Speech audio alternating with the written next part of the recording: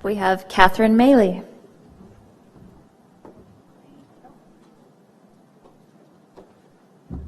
And I sure hope my slides are coming up. There they are. All right, I am going to talk about how to market to your preferred patients so they choose you. This is how you get to a yes a lot faster. And the secret keywords here are preferred patients. Okay, that's a hint. So you want to look at the criteria of your preferred patient. For example, which of your patients has more financial wherewithal than somebody else? Or has friends just like them? Because if you help one, you can help everybody else they know. Who has a good profit margin? Which procedure has a really good profit margin? Which kind of patient is easy to market to because they're easy to find? Greater results. You know, which procedure do you use and which patient just loves their results and they appreciate you? So if you use criteria like this, you'll hone in on somebody. What happens is right now you just want everybody and you want to do everything to them. And that's not how the marketing world works in today's world. You want to focus. So for example, in this talk, I'm just going to pick mommy makeovers. Is that a good one? A lot of people like the mommy makeovers. Would you like to do mommy makeovers all day? Maybe.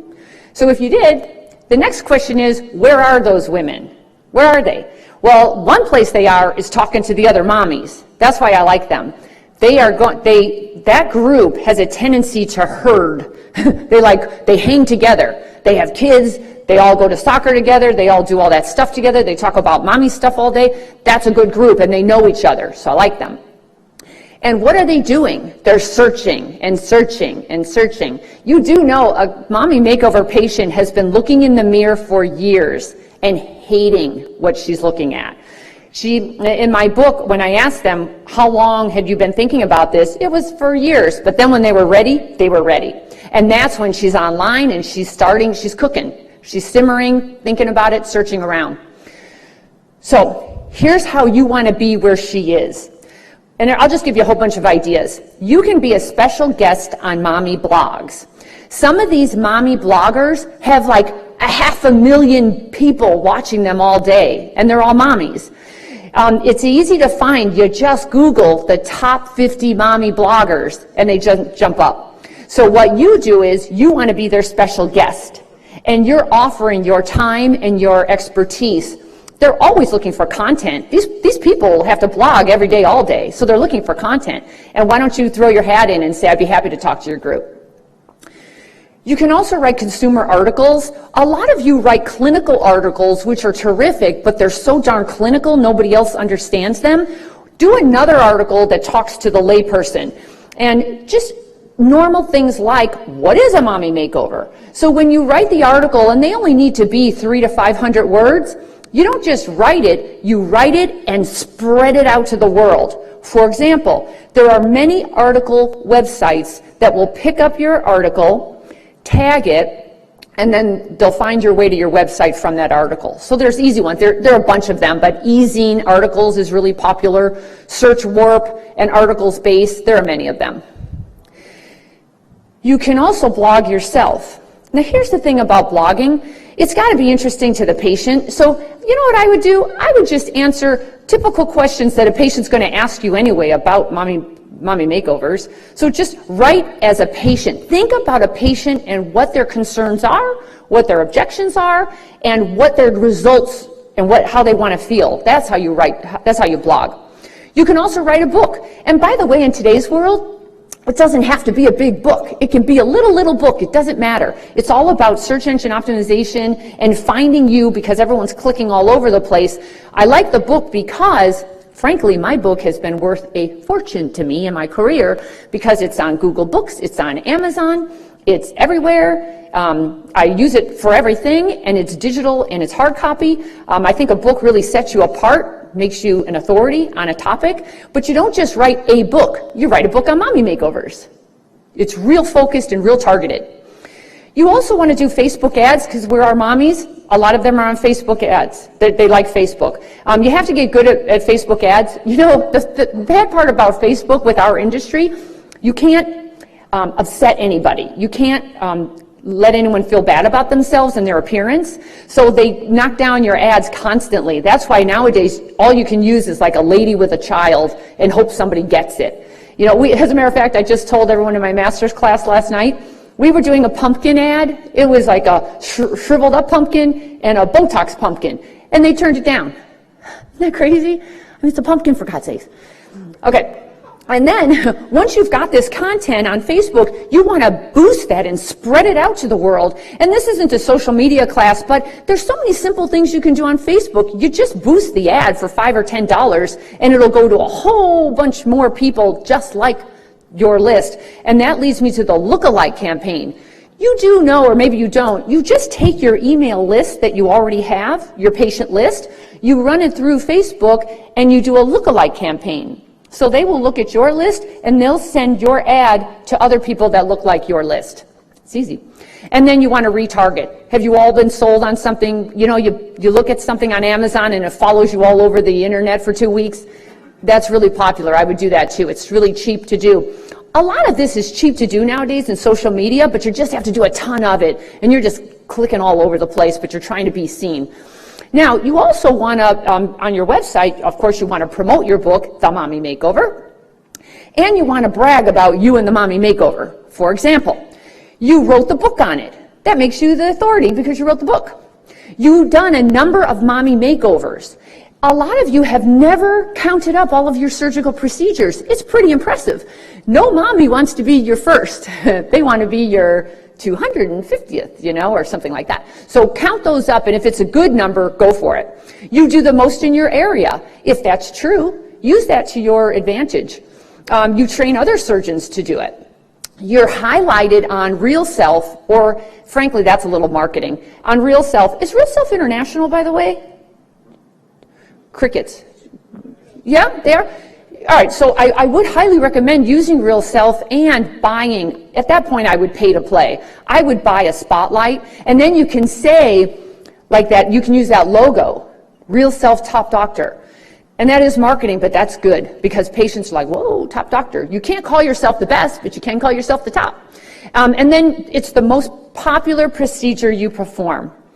Women, people, love popular. The word popular really resonates with us. So if it's the most popular, and by the way, as a consultation, if you say to a female patient, you are the perfect candidate for this procedure, golden. They want to know straight from you with confidence, they're the perfect procedure for me, I'll get a great result, and there's the confidence they're looking for. I personally would have an online learning center, and here's what I mean by that. During our panel, have you noticed how everybody was doing all of the educating at the consult? That's why you're getting the, I got to think about it, because you didn't educate beforehand. What happens is on the internet, it's such the wild, wild west. They don't think it costs anything. They don't think there's any downtime. The internet is so full of misinformation. They need to hear it from you what this mommy makeover is, because it's confusing. Sometimes it's lipo, sometimes it's abdominoplasty, sometimes it's a breast aug, breast lift. There are a lot of things involved. I would have an online learning center with you describing it in your own words. Patients want to hear it from you. How do you define a mommy makeover, and how do you address their concerns? For example, a big concern of a mommy makeover is the scar, right?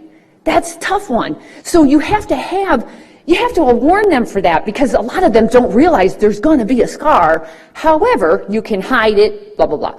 You want to have a video of that and show photos of it, that it's not that big of a deal, if it's not a big deal. You also want to show lots of results. I realize internationally a lot of you are not allowed to use photos. Here's what I would say. If you can't do it, you've got to get your patients to help you with that. So I personally would start talking to patients, bonding with your patients who love you, who would love to help you, and get them to use their own social media and show the photos for themselves. Also, actual social proof. On your website, if you're a mommy makeover specialist, use real mommies on your website. Don't use those 20-year-olds. Like, I love the Anne's mommy makeover story. People love a story. Don't we love a story? If I tell you a story, you would remember it. Like my credit card story, you would probably remember that. Work with stories instead of that clinical stuff. I tell you, we have to get more emotional in this industry because that's what this is based on. All right, so I always say actual patient in your website photos. If you can get Mommy Makeover video reviews, get them. I don't know if you're allowed to use them in your country, but if you can, please use them. If you can't, go ahead and videotape the patient and let them spread it out for you on all the social media sites they're on. And hopefully you have a coordinator who had a Mommy Makeover. That would be brilliant because it's so consistent. Nothing is better than a coordinator saying, I've had it done. I can show you my scar. That's pretty good. I don't think it gets any better than that. And then you could have a Mommy Makeover package. What I like about packages is if people are going to price shop you and they're going to get into that negotiating, and I'm sorry we didn't get to talk about that, but patients are negotiating, aren't they? It's like sport, you know? What I like about a Mommy Makeover package, you put it in a package, you include everything, and now they can't pull it apart. So now they can't say, well, Dr. So-and-so, it was $2,000 less for that. Well, you won't say that because it's all packaged together. Does that make sense? And then you can have a Mommy Makeover event. And the thing about events, women especially leave the kids with the husband, come on out, have some wine and shop. It just works for women.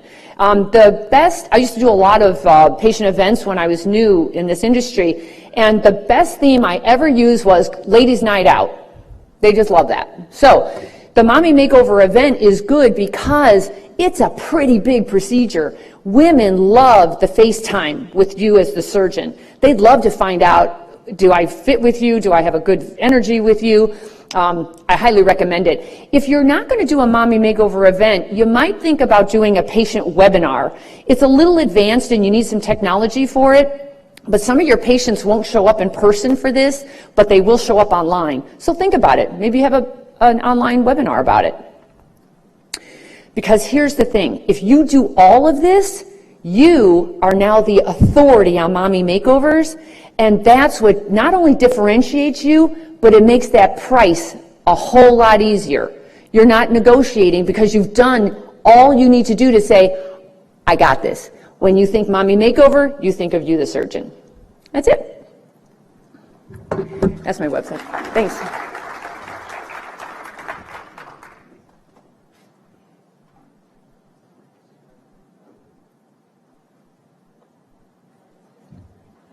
We're going to take a half-hour coffee break, so please join us back here at 3:30.